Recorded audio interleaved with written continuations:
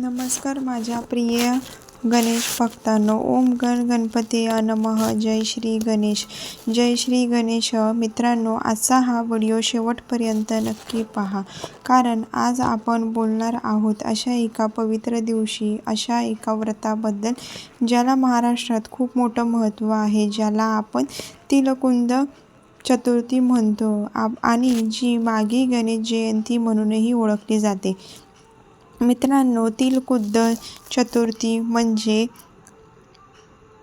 हे फक्त एक व्रत नाही, फक्त एक पूजा नाही, तर हा दिवस आहे विघ्नहर्त गणरायाला मनापासून हाक मारण्याचा.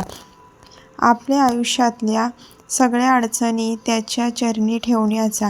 माघ महिन्यातील शुक्ल पक्षातील चतुर्थी तिथी म्हणजेच तिलकुंद चतुर्थी ही भगवान गणेशाची जन्मतिथी मानली जाते. 2026 साली ही पवित्र तिथी 22 जानेवारी रोजी गुरुवारी येत आहे. मित्रांनो, लक्षात ठेवा, हे व्रत चंद्रदर्शनानुसार केले जाते, म्हणून पूजा आणि पारण याला फार महत्त्व आहे.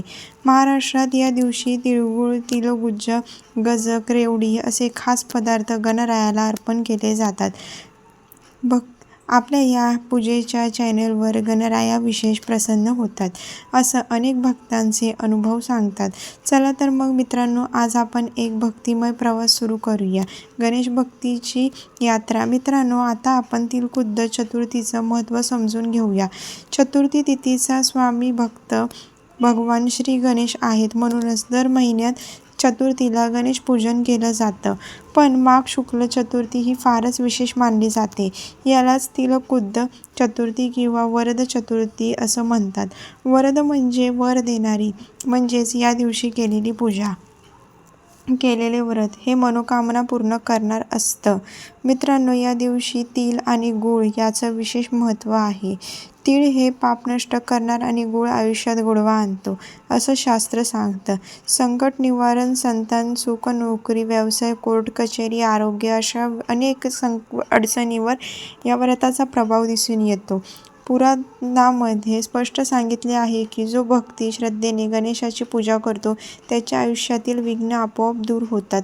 महाराष्ट्रात विशेषतः दिंडोरीसारख्या भागात या दिवशी भक्त दिंड्या काढतात, कीर्तन करतात, गणेश नामाचा गजर करतात.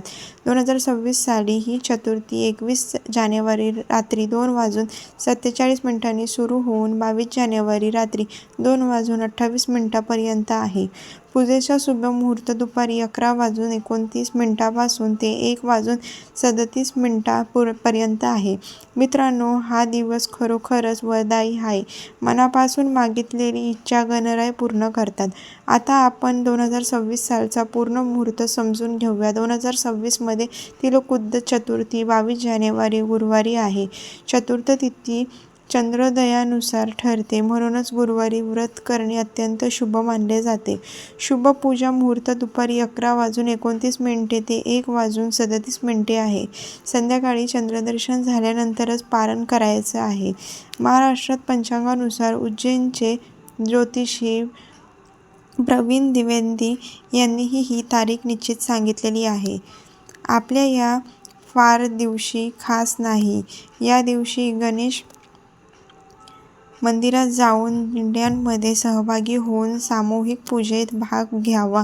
सकाळी स्नान, उपवास, पूजा आणि नंतर तिलकुंद भोजन हे या दिवसाचं वैशिष्ट्य आहे. मित्रांनो, आता आपण व्रत विधी आणि लागणारी सामग्री सविस्तर पाहूया. सकाळी लवकर उठून स्नान करा. स्वच्छ, शक्य असल्यास पांढरे किंवा पिवळे वस्त्र घाला. घरात गणेशाची मूर्ती किंवा चित्र स्वच्छ जागी स्थापना करा. पूजेसाठी लागणारी सामग्री अशी आहे: तीळ, गूळ, गजक, रेवडी, तिळाचे लाडू, मोदक, दुर्वा, फुले, धूप, दिवा, चंदन, कुंकू. आता विधीप्रमाणे पाहूया. सर्वात आधी गणेश स्तोत्र किंवा मंत्रपठण करा. ओम गण गणपती नमो नमः. यानंतर तिलकुंद भोग अर्पण करा. तिळगुट्टी, तिळ लाडू गणरायाला मनापासून अर्पण करा. आरती करा. संकटनाशक गणेश स्तोत्र म्हणावं. यानंतर 108 नावाचा जप करा. संध्याकाळी चंद्राला अर्घ्य द्या. महाराष्ट्रात विशेषतः दिंडोरी शैलीत दिंड्या, भजन, कीर्तन केलं जातं. चंद्रदर्शनानंतरच पारण करायचं आहे. मित्रांनो, आता आपण या व्रताची मुख्य कथा ऐकूया. एकदा एक गरीब ब्राह्मण होता. त्याचं आयुष्य खूप दुःखात चाललं होतं. त्याला संतान नव्हतं. तो अनेक देवांना प्रार्थना करत होता, पण काहीच उपयोग होत नव्हता. एक दिवस त्याला कोणीतरी तिलकुद्ध चतुर्थी व्रताबद्दल सांगितलं. त्याने मनोमन ठरवलं की मी श्रद्धेने हे व्रत करीन. माघ शुक्ल चतुर्थीच्या दिवशी त्याने उपवास केला, गणेशाची पूजा केली, तिलकुद्ध भोग अर्पण केला. त्या रात्री त्याला स्वप्न पडलं. स्वप्नात गणराय स्वतः आले आणि म्हणाले, तू श्रद्धेने तिलकुद्ध भोग अर्पण केलं आहेस, तुझ्या आयुष्यातील दुःख आता संपेल. काही महिन्यातच त्या ब्राह्मणाला संतान प्राप्ती झाली. मित्रांनो, ही कथा फक्त कथा नाही, हा भक्तीचा अनुभव आहे. दुसरी कथा संकटामातेशी संबंधित आहे. माघ चतुर्थीच्या दिवशी संकटे दूर होतात, म्हणूनच संकटनाशक गणेश स्तोत्र म्हटलं जातं.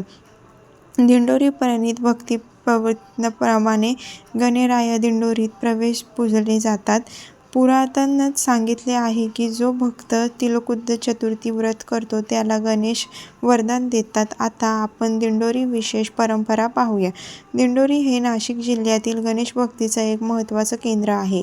इथे तिलकुद्ध चतुर्थीला दिंड्या, यात्रा, अखंड आरती केली जाते. स्थानिक भक्त स्वतः तिलकुद्ध बनतात, सामूहिक पूजन करतात.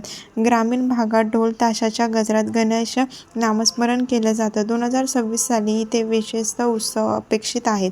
भक्तांनी आवर्जून दिंडोरी गणेश मंदिराला भेट द्यावी. मित्रांनो, या व्रताचे फायदे आणि नियमही समजून घ्या. हे व्रत संकट निवारण करते, संतान रक्षा, धनलाभ, मानसिक शांती मिळते. नियम असे एकच भोजन, तिलप्रहार आहार, ब्रह्मचर्य पालन, क्रोध टाळावा, विधी श्रद्धेने आणि अचूक करा. मागे गणेश जयंतीला नवीन शुभ कार्य सुरू करण्यास उत्तम मानलं जातं. आता आरती आणि समर्पण येऊया. सकाळी आरती जय गणेश देवा, संध्याकाळी संकटनाशक गणेश स्तोत्र. मित्रांनो, आपण एक अतिशय महत्त्वाचा विषय समजून घेणार आहोत आणि तो म्हणजे मागे गणेश जयंती दिवशी कोणत्या चुका आणि नकळत करतो आणि त्या चुका का टाळल्या पाहिजेत हे पाहूया. मित्रांनो, लक्षात ठेवा, गणराय कधीच भक्तांना शिक्षा करत नाहीत, पण काही गोष्टींमुळे आपली पूजा पूर्ण फळ देत नाही आणि त्यामुळे भक्तांना असं वाटतं की पूजा करूनही त्रास का वाढतो. पहिली मोठी चूक म्हणजे घाईघाईत पूजा करणे. मागे जयंतीच्या दिवशी पूजा म्हणजे एक औपचारिकता नसते, तर ती मनाची स्थिती असते.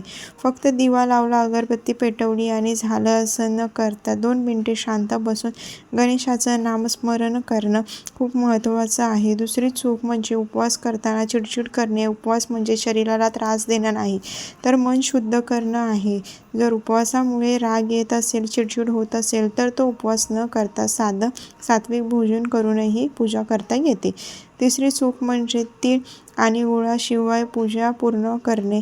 मागे जयंतीला तिळाला फार महत्त्व आहे, कारण तीळ दोष नष्ट करतात. जाणीवपूर्वक तीळ टाळणं किंवा दुर्लक्ष करणं ही चूक असते.